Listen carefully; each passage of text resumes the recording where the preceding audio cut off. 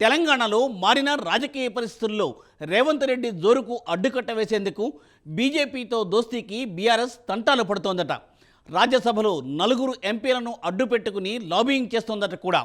ఢిల్లీ లెవెల్లో ఓకే అంటున్నా కానీ రాష్ట్ర స్థాయి నాయకులు మాత్రం ససేమిరా అంటున్నారట. దీంతో బీఆర్ఎస్ పరిస్థితి దేవుడు వరం ఇచ్చినా పూజారి వరం ఇవ్వటం లేదనే సామెతగా మారింది. ఇప్పుడు ఢిల్లీలో బీఆర్ఎస్ తాజా లాబింగ్ గురించి ఈ స్టోరీలో చూద్దాం.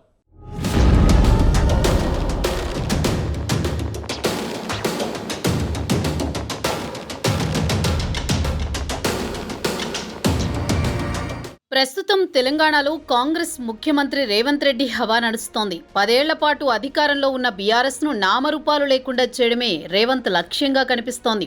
బీఆర్ఎస్లో రోజుకో ఎమ్మెల్యే కాంగ్రెస్లోకి జంప్ అవుతున్నారు. దీంతో దిక్కుతోచని కేసీఆర్ బీజేపీతో దోస్తీకి ప్రయత్నాలు మొదలుపెట్టారు.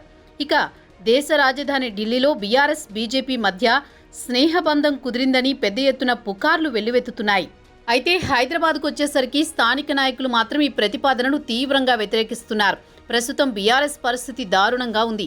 అసెంబ్లీ ఎన్నికల్లో ఓటమి చవిచూడడం, తర్వాత లోక్సభ ఎన్నికల్లో ఒక్క సీటు కూడా రాకపోవడంతో దిక్కుతోచని స్థితిలో కొట్టుమిట్టాడుతోంది.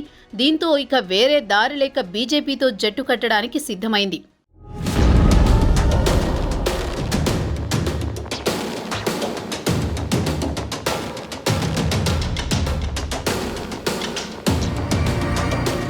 ఇక బీఆర్ఎస్కు చెందిన అగ్రనాయకులు కేటీఆర్, హరీష్ రావులు ఇద్దరూ న్యూఢిల్లీలో మకాం వేశారు. అక్కడ లాయర్లతో సమావేశమయ్యి ఇటీవల తెలంగాణలో బీఆర్ఎస్ నుంచి కాంగ్రెస్లోకి జంప్ అయిన ఎమ్మెల్యేలపై అనర్హత వేటు గురించి చర్చించారు. రెండోది కేసీఆర్ కూతురు కవిత బెయిల్ గురించి లాయర్లతో భేటీ అయ్యారు. ప్రస్తుతం దేశ రాజధానిలో మాత్రం బీఆర్ఎస్ బీజేపీలో జట్టు కట్టడానికి గట్టి ప్రయత్నాలు చేస్తోందన్న పుకార్లు జోరందుకున్నాయి. బీఆర్ఎస్తో జట్టు కట్టడానికి మరో ప్రధాన కారణం ఢిల్లీ లిక్కర్ పాలసీ స్కామ్లో ఈ ఏడాది మార్చి నుంచి కవిత జైల్లో ఉన్నారు. ఆమెను ఎలాగైనా జైలు నుంచి బయటకు తీసుకురావాలని గట్టి ప్రయత్నాలు చేస్తున్నారు. కవిత తండ్రి బీఆర్ఎస్ సుప్రీమో చంద్రశేఖర్ రావు ఢిల్లీలో రాజకీయ సర్కిల్స్లో ప్రముఖులు.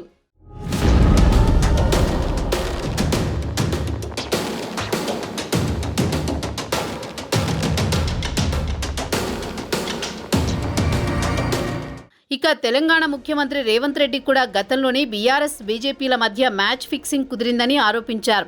కవిత బెయిల్ కోసం బీజేపీతో బీఆర్ఎస్ క్విడ్ ప్రోకోకు పాల్పడుతోందని చెబుతోంది.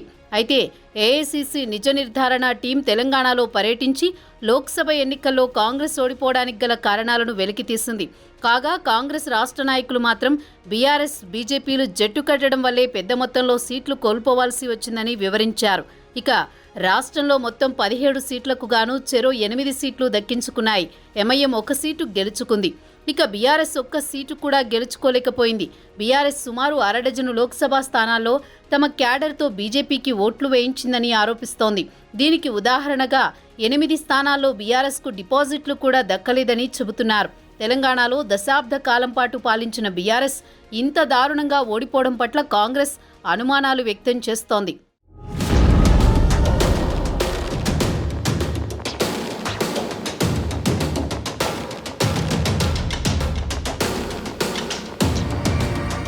అయితే కాంగ్రెస్ పార్టీ మాత్రం బీజేపీ మరో ప్రాంతీయ పార్టీ బీఆర్ఎస్ను మింగేస్తోందని ఎద్దేవా చేస్తోంది. అయితే బీఆర్ఎస్ నేతలు మాత్రం కేసీఆర్ బీఆర్ఎస్ను మరో జేడీఎస్గా మార్చడానికి అస్సలు ఒప్పుకోరని చెబుతున్నారు. కాగా ప్రాంతీయ పార్టీలు ఉదాహరణకు తృణమూల్ కాంగ్రెస్, డీఎంకే, సమాజ్వాదీ పార్టీ, జార్ఖండ్ ముక్తి మోర్చా, రాష్ట్రీయ జనతాదళ్లు ఆయా రాష్ట్రాల్లో బీజేపీకి గట్టి పోటీనిచ్చాయి. ఈ ప్రాంతీయ పార్టీలన్నీ ఇండియా బ్లాక్లో భాగస్వాములు. అయితే ఇండియా కూటమిలో బీఆర్ఎస్ భాగస్వామి కాదు. ఇక ఇక్కడ అసలు విషయానికొస్తే ఆంధ్రప్రదేశ్లో తెలుగుదేశం కేవలం 5 ఏళ్లలో తిరిగి అధికారంలోకి వచ్చింది. 2019 ఎన్నికల్లో చంద్రబాబు నాయుడు పార్టీ కేవలం 23 సీట్లలో మాత్రమే గెలిచింది. 2023లో జగన్ బాబును జైలుకు పంపడంతో సానుభూతితో ఏపీలో తిరిగి భారీ మెజారిటీతో అధికారంలోకి వచ్చారు బాబు. అలానే కేసీఆర్ కూడా రేవంత్ను జైలుకు పంపించారు. కేసీఆర్పై వ్యతిరేకతతో కాంగ్రెస్ పార్టీ గెలిచింది.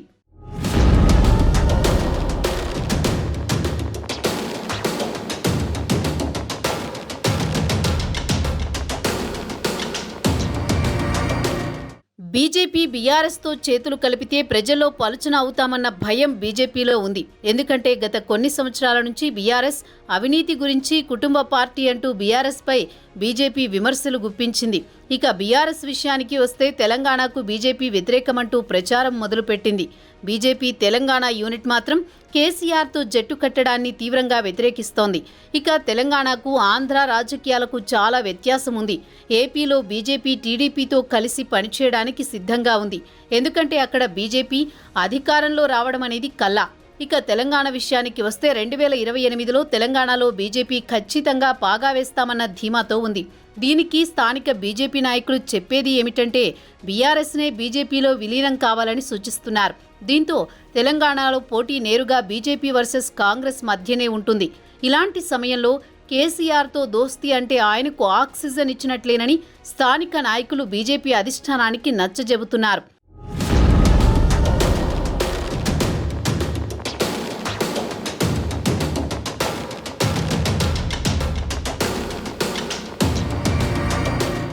ప్రస్తుతం పరిస్థితులు బీఆర్ఎస్కు మాత్రం అనుకూలంగా లేవు.